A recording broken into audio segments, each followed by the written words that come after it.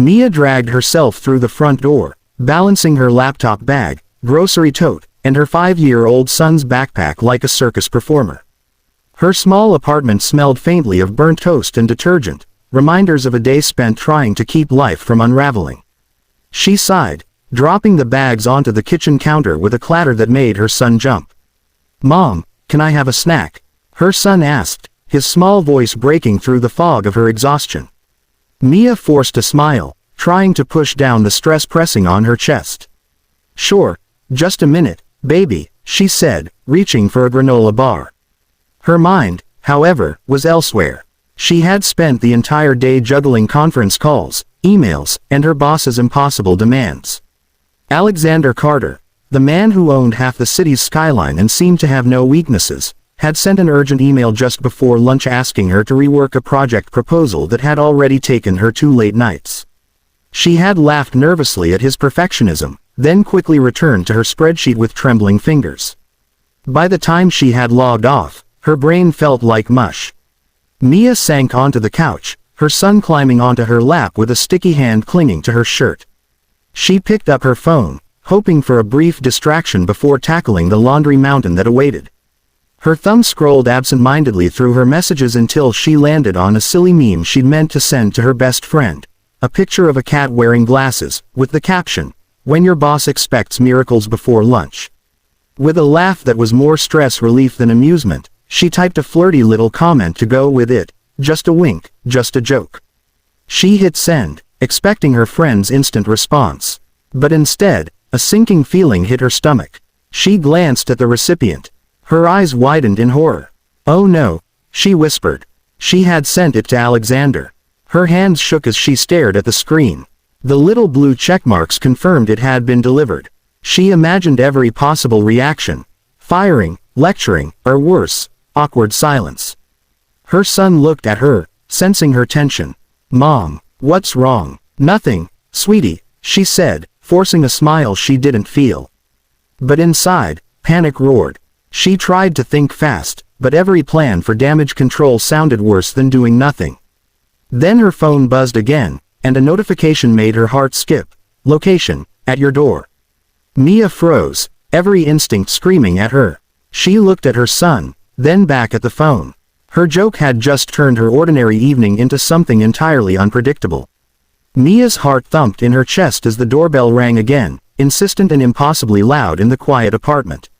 She froze for a moment, her hand hovering over the doorknob. "This can't be happening," she thought, taking a deep breath to steady herself. Her son clutched at her leg, sensing her tension. "Mom, who is it?" I don't know, baby," she whispered, forcing calm she didn't feel. She tiptoed to the door, peeking through the peephole. And there he was, Alexander Carter, standing tall and impossibly composed, his designer coat brushing the tops of his polished shoes. Even in the late afternoon light, he looked like a man who could command a room, or a city, with a single glance. Mia's stomach knotted. How did he know where she lived? Was this even allowed? She tried to think of excuses, ways to deflect, but the words caught in her throat. Her phone buzzed again, a simple text from him, "I'm here. Let's talk." She swallowed hard, her mind racing. She could pretend she wasn't home. She could call her friend. But no, he was standing right there, waiting. Trembling, she opened the door, forcing a casual smile she hoped didn't look like sheer panic. "Alexander, what are you doing here?" she asked, her voice catching slightly. He smiled, a slow, deliberate curve of lips that made her pulse spike, and his eyes held a mixture of amusement and something unreadable, something daring. "I got your message," he said calmly, as if this was entirely normal. Thought it deserved a face-to-face conversation. Mia's cheeks burned. Face-to-face. I didn't mean," she started, but he held up a hand, cutting her off gently. "I know," he said, his voice softening but firm, almost magnetic. "I can tell it was a mistake, but I'm curious." His gaze swept over her in a way that made her heart race uncomfortably. He didn't look judgmental. At least not exactly, but there was an intensity in his eyes that left her feeling both exposed and, strangely, alive. Her son tugged at her skirt. "Mom, he's tall," he whispered. Mia shot him an apologetic glance, then turned back to Alexander. "Please, come in," she said, stepping aside, though every instinct screamed caution. As he crossed the threshold, the apartment suddenly felt smaller, more intimate, charged with a tension Mia couldn't name. She closed the door behind him, her pulse hammering in her ears. This was no longer just a simple mistake, it was a confrontation she hadn't anticipated, and she had no idea how it would end. The moment Alexander stepped into her apartment, Mia felt the air shift.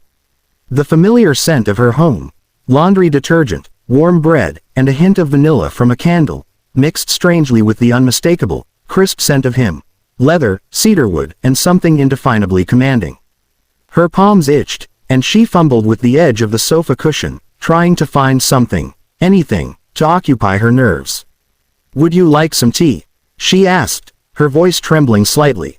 It sounded more like an invitation to a storm than a polite offer. Alexander shook his head, casually leaning against the kitchen counter, his presence filling the small space effortlessly. "No, thank you, I'd rather talk," he said, his tone calm, almost teasing, yet underlined with authority.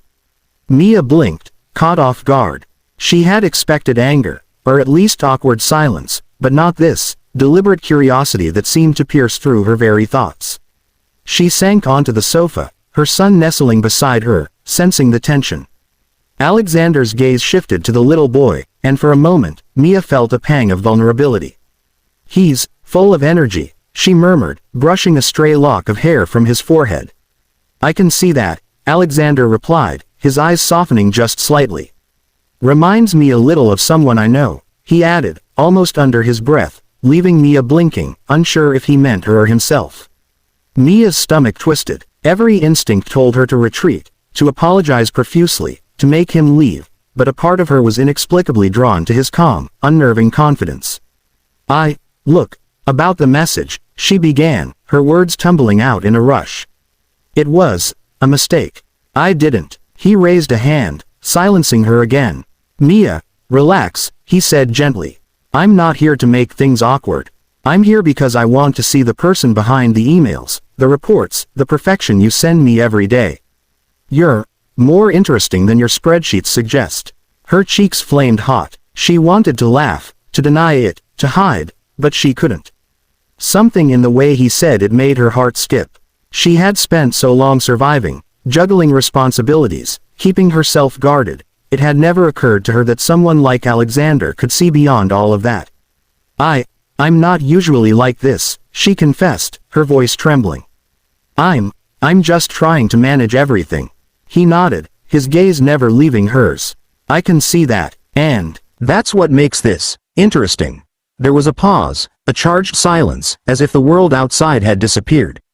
Then, he offered a smile, small but genuine, that made her stomach flutter uncontrollably. Mia laughed softly, nervously, a sound that surprised even her. "Well, I suppose mistakes happen," she said, her eyes glinting with a mixture of relief and amusement. "Yes," Alexander said, leaning back slightly but keeping his attention on her. "And sometimes, mistakes lead to the most unexpected and worthwhile moments." The tension in the room shifted, softened by the honesty between them. Mia realized that what had begun as a fluke, a flirty text sent by accident, had turned into something she hadn't anticipated. An invitation, a chance to explore a side of life she had almost forgotten existed. Her son stirred, stretching and yawning, and Alexander's eyes softened as he watched. Mia felt a surge of protectiveness, of warmth, of something almost like hope. She realized, with a quiet thrill, that her life had changed in mere minutes. One message, one visit, and suddenly the world felt a little bigger, a little brighter, and infinitely more unpredictable.